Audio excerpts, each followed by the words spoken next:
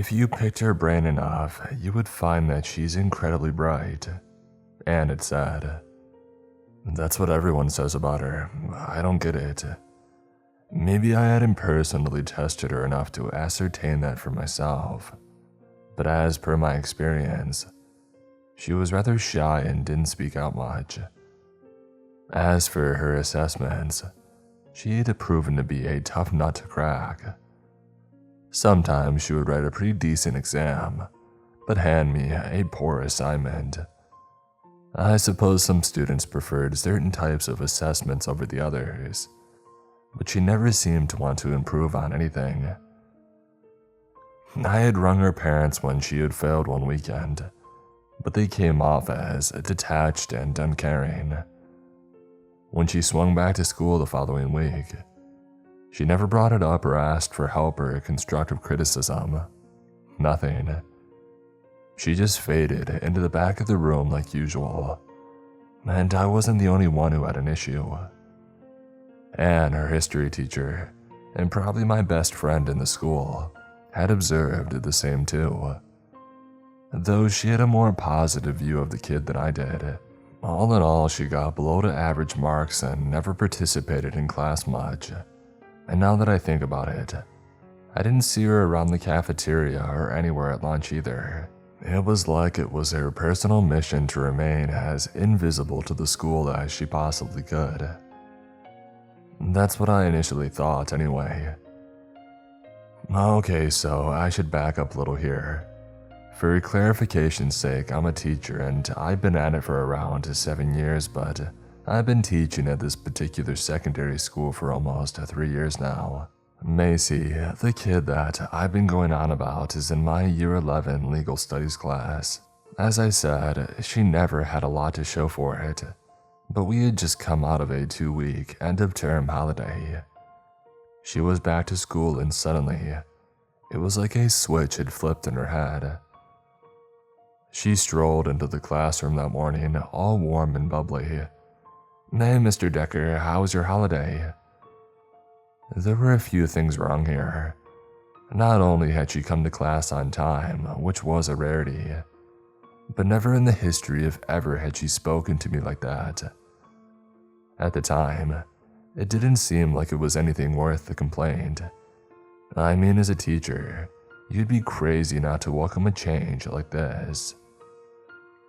As the term went on, her attitude shift only got better.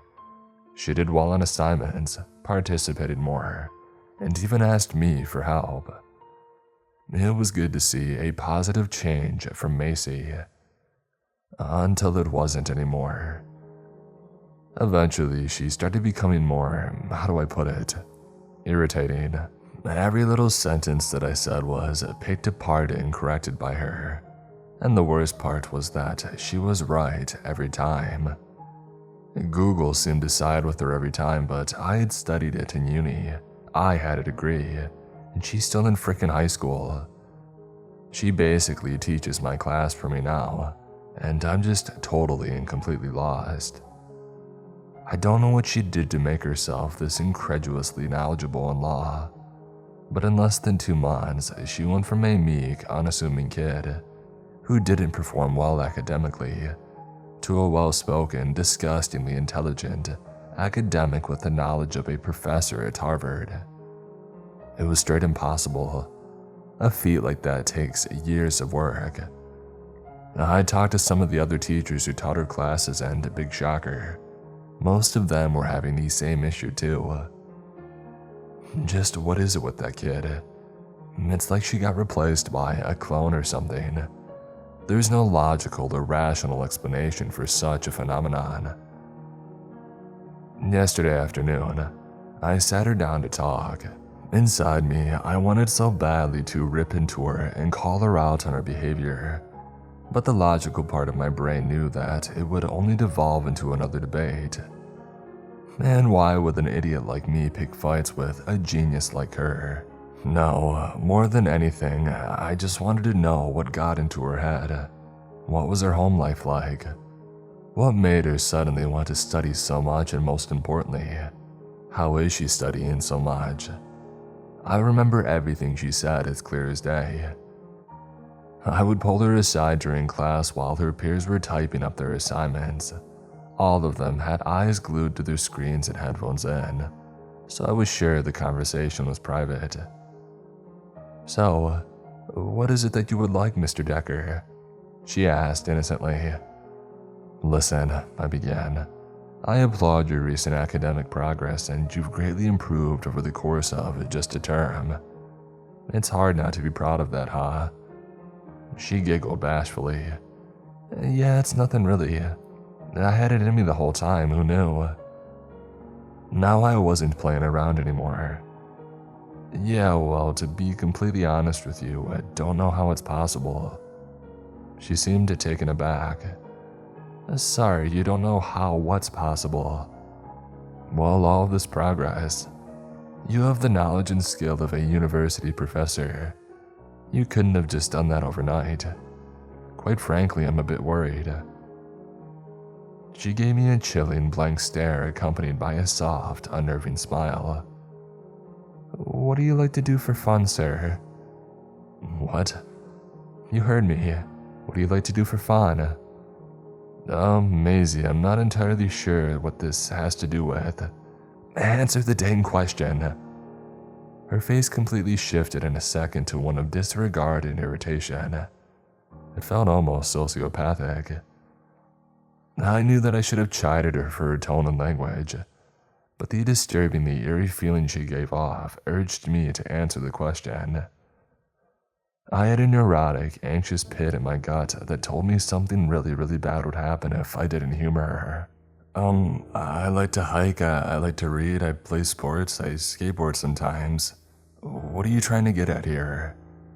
"Oh, nothing, just curious is all.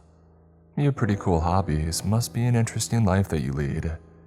You know, I like to play video games, give the old guitar a good strumming, and sometimes I draw. That's been my life since I was a child. I don't do much, you see." My heart raced in my chest. I had zero clue where she was going with this, but then she continued. "So I guess all I'm trying to say here is that I've had no idea why you're so worried about me. I'm doing fine." I don't know what it was about her answer that terrified me, but I promptly dismissed her back to her seat. For the rest of the day, I couldn't stop thinking about that conversation. Everything about it felt so inconceivably off. I hate to say it, but it made me lose sleep. I barely got a wink last night. I was furiously trying to piece it together in my head. It's like nothing about her made sense to me anymore. I came back home from work about 3 hours ago. Today, I was on a mission to try and collect as much information as I could. I didn't teach my Year 11 legal studies class today, so I didn't see her at all. Good. I had to be crafty about it, but in my spare time, I found all her records throughout her time here. I learned who her teachers were and what they all said about her in the reports. I even found out that she used to frequent one of these schools, a psychologist too. It was odd to me that a lot of the names I encountered in these documents I didn't recognize. I reckon about half of the names listed I knew. Some of the teachers I did know, however, had left the school. Reading through all the reports made me feel like a massive creep, but I felt more than justified in doing so. I recorded all of it, taking various photos on my phone, writing down names and important details. All I could think about while I was doing this was that something seemed rather odd to me about them. I couldn't quite put my finger on it. When I got home, I immediately got to work cross-referencing the report cards with each other. Here's what I found so far. She seemed to have had a pattern of this behavior. Every teacher who had a negative view of her or gave her bad marks at the beginning of the year would drastically shift opinions by the end of the year. She would go from failing those classes to getting straight A's. I recognized very few of these teachers. If she had already been doing good at the beginning of the year, her marks wouldn't change. and neither did the opinions of the teachers who had marked her assessment. I recognized a lot of these teachers, although some of them didn't stick around. Interestingly though, she had deviated from this pattern in grade 7 when she initially started high school. What was also of note in her grade 7 reports was that both of her parents had changed their numbers. Strange. I banged my hands against the keyboard. Nothing, just more questions. A thunderstorm of whys and hows that pierced my mind. My head lowered into my hands and I found everything that could mean something. But this couldn't be the end. I needed answers and I had to find more. My eyes lingered on the names of former teachers. And then I thought about something I really shouldn't have thought about. Whatever happened to those people? I tentatively searched their names on Google and began clicking on as many profiles that looked like it would lead to something. Of the 19 names I didn't recognize, I found about 7 matches.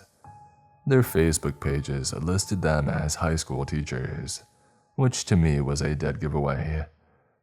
As for the rest of them, I found nothing concrete. There was one thing all 7 profiles had in common though. They were old. All of them were currently inactive, with most of them seemingly untouched for years. A horrible feeling brewed in my gut. I felt like I was about to uncover something I really didn't want to know. I scrolled through the old posts of one Frederick Blank, and I saw what had to have been a relative of some sort commenting on one of them. I had the regrettable idea of clicking on their profile, and it didn't long for me to see a repost of something truly awful. Frederick Blank had died 3 years ago. After more digging, I found that this was also true for 4 other profiles. Amy Friend died 1 year ago. Alex Guthrie died 4 years ago. Bailey Van Zandt died 1 year ago. And Hans Urich died 10 months ago. My heart was thumping out of my chest. None of this could have been a coincidence. These deaths were all connected to something, I was sure of it.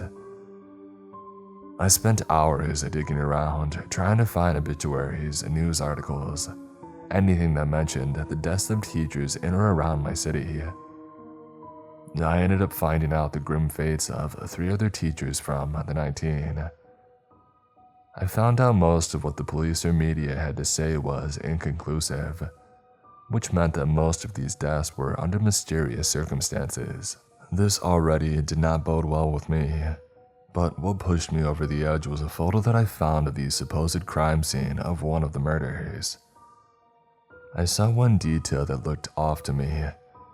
I squinted, making out what I figured to be a ghostly figure hidden in the background. And then I saw it. A bright, familiar smile. Macy's smile. I snapped my laptop shut, catching my breath. I must have been seeing things. This whole stupid research project was driving me insane.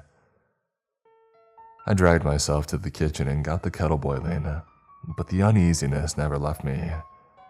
I had the urge to tell somebody, anybody about my findings.